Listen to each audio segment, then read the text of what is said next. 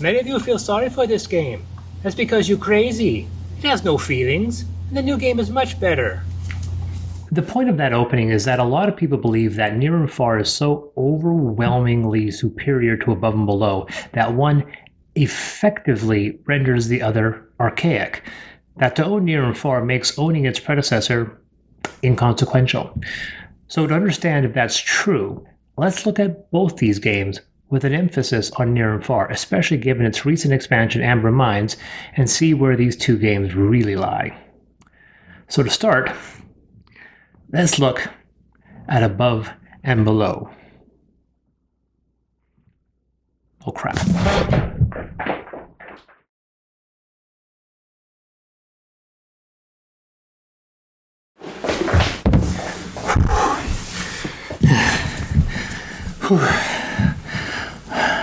Worth it. Both Above and Below and Near and Far share a distinct visual style, understandable given the game designer is also the artist, as well as a few mechanical similarities. Villager tokens, dice, and of course, a giant ringed encounter book, a signature of the series. Both games involve players assuming the roles as faceless leaders, recruiting friends and venturing into an unknown land. With Above and Below, it involves, well, the below. Each player receives a board, 7 coins, and 3 starting villagers. Lanterns equate skills when spelunking. Hammers allow you to build, and the quill allows you to recruit. Place 6 star house cards face up, the same with 4 random key house cards, and arrange them thusly. Place the reputation board within reach. Normal villagers are placed in a stack, and 5 are dealt out, above the increasing coin costs. The game takes place over a somewhat arbitrary 7-round clock, denoted by this K scale. Place the tracker at the top. Place a cider token in its spot with the rest nearby. Each player sets their chosen colored cube on the reputation tracker starting space, denoted by a torch.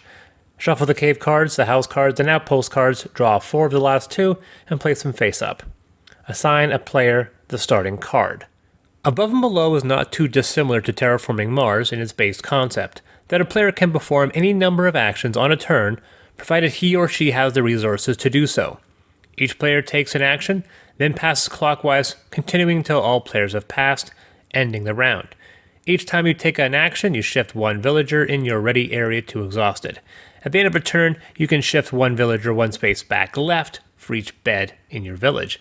This is a brilliant mechanic, as you have to balance exhausting your villagers with completing actions. The actions can include taking 1 coin and claiming the cider token if available. A cider can replace a bed if one is lacking. This action costs any 1 villager. To train requires a villager with a quill. Exhaust a token, spend the appropriate coin, and claim 1 villager above their reputation board. Said villager is also exhausted.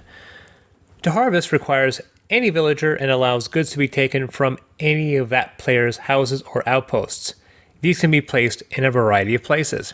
Said houses or outposts are built via the build action, requiring a villager with the hammer symbol. Exhaust 1, spend the required coin, claim a house, star house, key house, or outpost, the latter of which must be placed upon an explored cave card.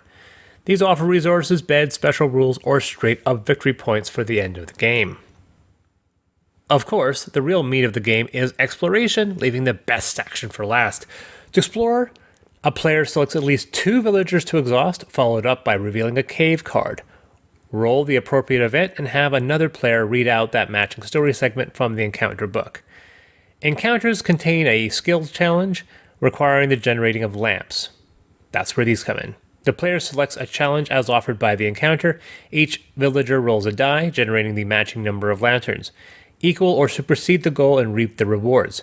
If the required value is not reached, the player may instead decide to exert, gaining 1 extra lantern, but placing that villager further from exhausted into the injured column, taking that much longer to become available again. The extent of detail within this encounter book was not essential. It could have been a cave card with a bunch of lamps and a reward. It's just unnecessary. Unnecessary and beautiful and awesome and appreciated, a level of excess detail placing Above and Below as one of the best games one could play, especially if you like games that allow you to weave a story, while still being a competitive game. There are 215 story slugs to get through in the encounter book, creating an experience for each player that feels unique, organic even. In one game, while I struggled to save a woman trapped in a cave, my fiancé had to deal with a secret shrouded shrine of the Shishu and confront the shadowy Shavrim without my fiancé shaking in her shoes. Eventually, she shanked for her shineth rather than complain about having a short throat, and yes, that's how the writer wrote that scene. Relishing this story, is unavoidable. It's a core tenet of the game, though not the goal. That is to acquire the most victory points by game's end. Darn, I had been hoping for something more scripted. Just round 7. Game ends. As you gather resources, you can place them on this tracker on your card. Each new type is placed further out, gaining more victory points by the end. Each token equates to victory points it is listed under. You gain additional victory points from various cards you have acquired throughout the game. Finally, a few more points can be gained from one's placement on this reputation tracker. Above and Below is not a hard game, and it's a damned enjoyable one. And from what every reviewer seems to claim, Near and Far, the sequel to Above and Below, is everything its predecessor possesses, only better. Near and Far's encounter book is 140 pages compared to Above and Below's 48, and that overabundance carries into every facet of the game. More villagers, more cards, and instead of a single cave network, there is now a coiled book of 11 maps to explore. Place a double-sided board any way up. On it, place the pack animals, 3 for each player, as well as 5 random villagers, they're now called adventurers, from the cloth bag on these spots. Each character selects a standee representing them, placing an identical smaller token on the 0 position of the reputation board, another artifact from the previous game. Each player gains their own board. On it, they place an animal companion of their choice, along with a heart marker, 3 coins, and a tent, filling up every spot on your board. The game then employs a drafting mechanic to enable each player to select 5 basic artifact cards. After selection, and after gaining 2 advanced artifact cards, each player decides which ones, or any, to keep. The atlas is opened, and a map selected. Place the bandit threats in their space. Next up are the quest tokens, a number of which are distributed randomly across the board, based once again on player count, 3 for each player, plus 1. If only 2 players, an obvious aggressive dummy player is permanently stationed on the town hall. I'll explain why in exactly 141 words.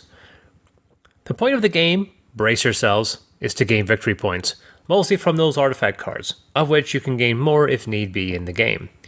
Each one offers a special ability, as well as a point reward and cost, in gems, coins, faction tokens, food, and or reputation.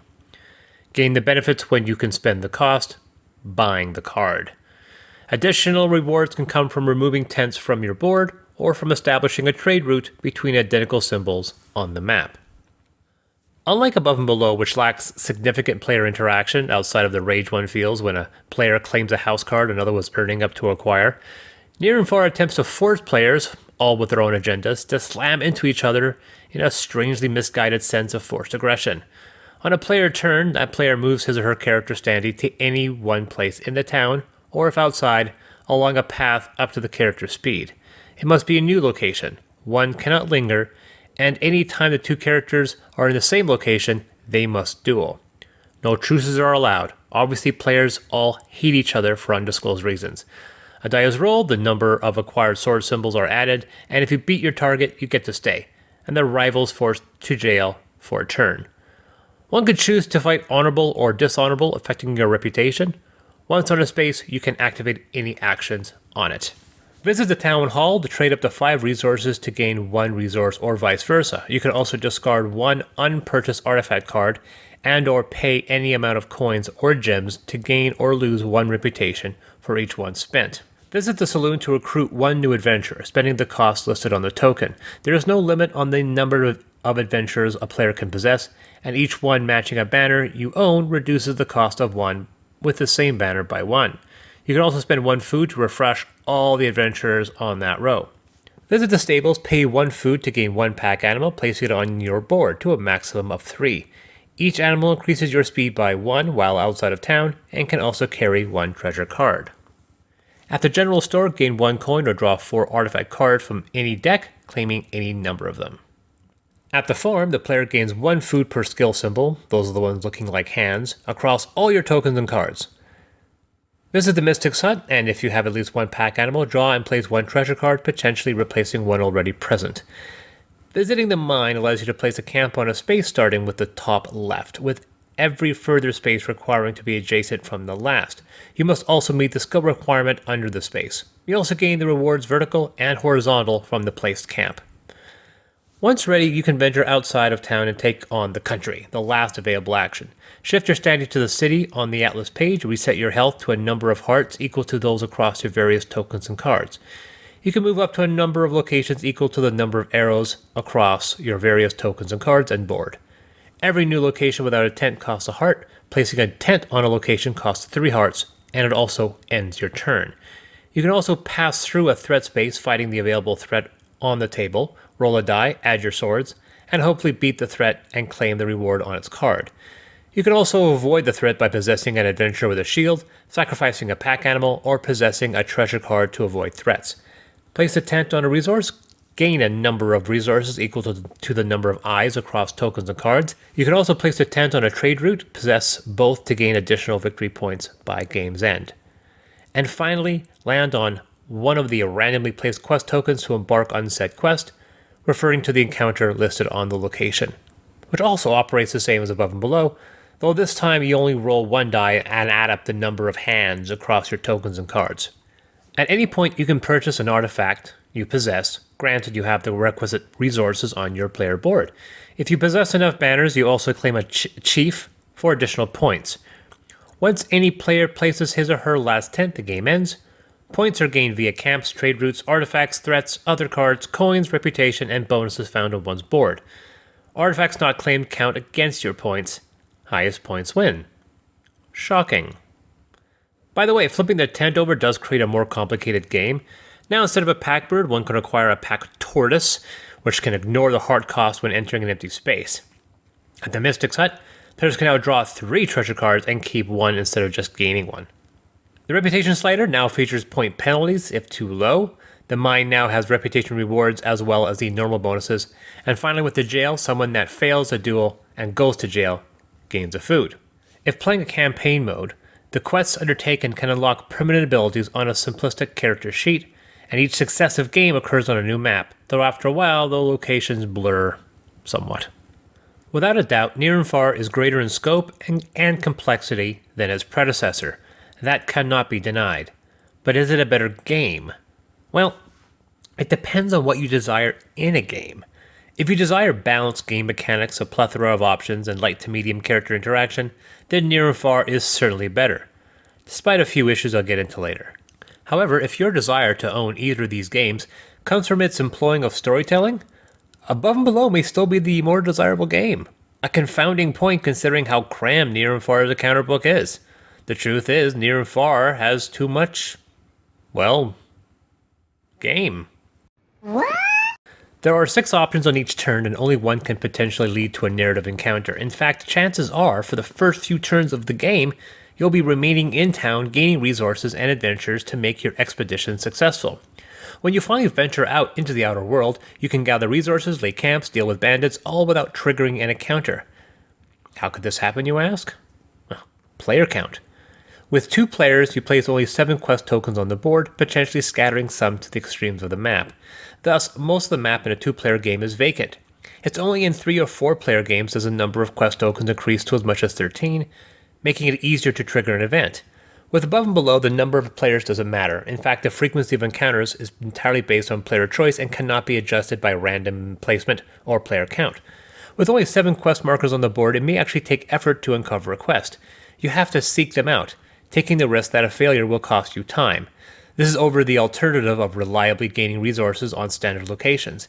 Near and Far appears more designed for larger groups, and with playing with less, the game suffers. With Above and Below, encounters are effectively unavoidable.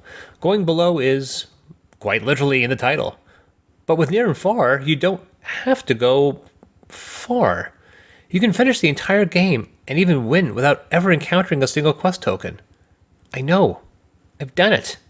And there's also an issue with one of those town locations, the mine. The game's advancement is dependent on placing tents, and when a player's last tent is placed, the game abruptly ends.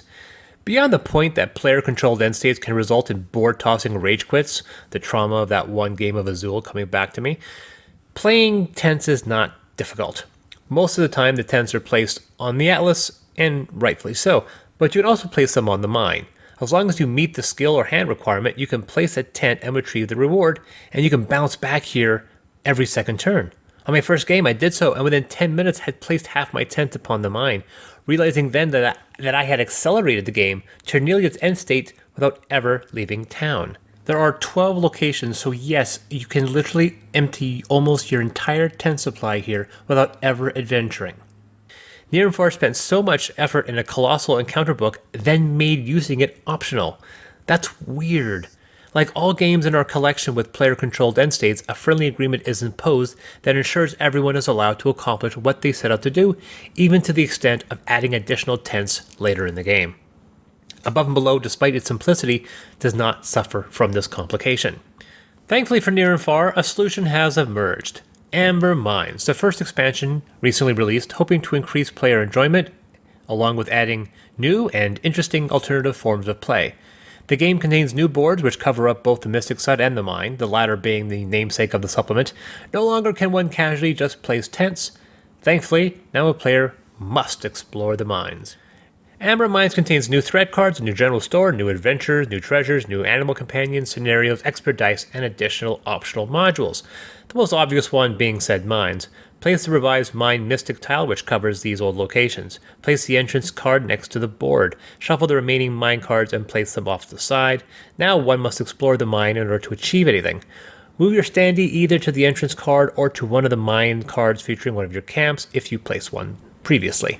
You can then explore right, up, or down if that card features a downshaft, moving as many cards as your player's movement. If you reach a monster card, you must make a skill roll and beat the listed challenge or be forced to the previous card. When you decide to stop moving, you can place a camp and gain the rewards on that card. Camps here don't cost hearts. Instead, you pay 1 food for each camp you already have in the mines, meaning your first camp is free. Along with the normal rewards, you can also gain magic and can count the amber symbols atop the mine cards towards your total amber by the end of the game, which scores you points. I know, I said magic. That's another module. Add the magic tile above town. Players add their newly acquired magic tokens to the upper left space. Whenever a reward shows a magic symbol, that player can advance along the tracker, following the arrows. Pass by a spell icon, draw 3 magic cards, keep 1, and return the rest. These are free bonuses one can use throughout the game, flipping a card over when used. You can reset flipped cards by going to the Mystic Site. The magic tracker can also advance at the Mystic Site, gaining 1 additional magic or 3 if spending a gem. Finally, if reaching the end of the magic tracker, you gain victory points and can place a camp. The general store also has a new tile, allowing you to not only gain artifacts as usual, but also gain 2 hearts and 1 coin. Additionally, if you buy an advanced artifact card while on this space, you can also place a camp.